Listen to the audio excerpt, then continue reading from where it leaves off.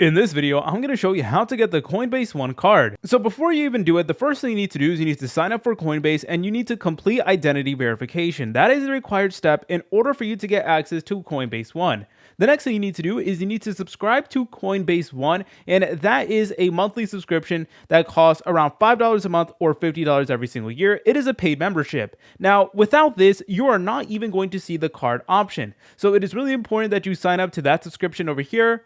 But anyways, in order to apply, all you need to do is you need to open up the app, and then there's actually a brand new section that says credit card.